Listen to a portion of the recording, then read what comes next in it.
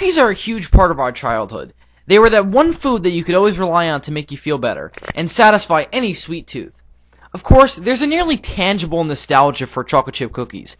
However, one I never hear a lot of people talk about is Milano cookies. Yeah, those weird ones that come in bags instead of boxes. I loved Milano cookies as a kid, especially the dark chocolate ones, because when you're a kid, you can't get enough chocolate as well as cookies. But today, we're not talking about dark chocolate Milanos. We're talking about milk chocolate Milanos. Now, the first thing I want to bring up in this review of milk chocolate Milanos is the words below milk chocolate on the bag. The bag says distinctive cookies, and on the side of the bag it says the art of the cookie by Pepperidge Farm. Pepperidge Farm likes to pride themselves on their advertising Milanos to adults with a more sophisticated flair for cookies rather than children looking for something colorful. When I talk about how the cookie itself tastes, I want to get into how the marketing reflects the cookie's taste. As the name implies, Milanos have a European background, which is why the cookie itself is composed of 2 biscuit cookies with chocolate in the middle. The 2 biscuit cookies themselves have very little taste to them when you first take a bite of a milk chocolate Milano.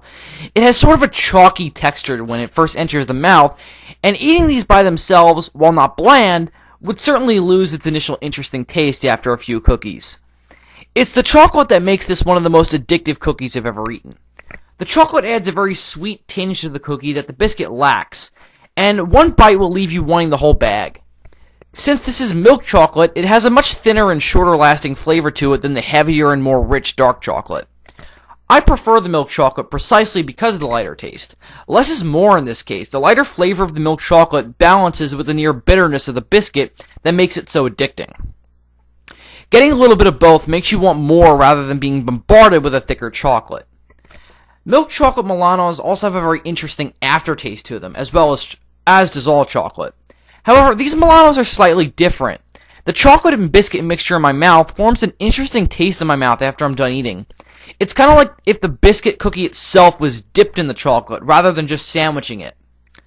For a strange reason, I find the milk chocolate Milanos to have a more sophisticated taste and experience than other Milano cookies.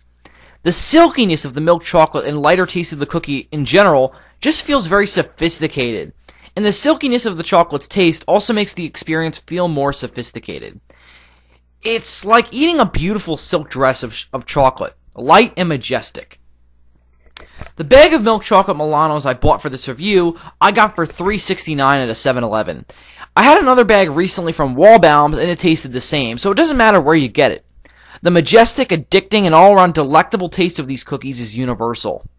And anyone with a love for milk chocolate and less in-your-face snacks should definitely buy a bag and try it.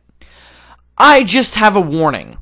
They kind of fall apart if you eat them just kind of sitting on a couch and not really like eating them at a table. So just be careful of the mess. That's the one problem I have with the cookies, that it's really, really messy. Also, there's a lot in there, so remember to share. I'm giving milk chocolate Milanos a 5 out of 5.